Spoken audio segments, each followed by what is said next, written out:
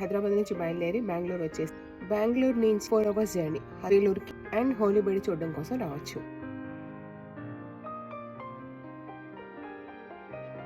ఇవి హోయసిలా Kingdom ancient temples.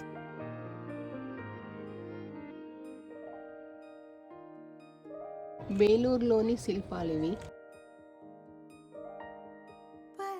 వీటిలో కొన్ని శిల్పాలు ముస్లిం రాజులు దీని మీద దాడి చేసినప్పుడు కొన్ని డిస్ట్రాయ్ చేశారు. అలా చేసిన శిల్పాలు కొన్ని తీసేయగా మిగిలినవి ఇవి.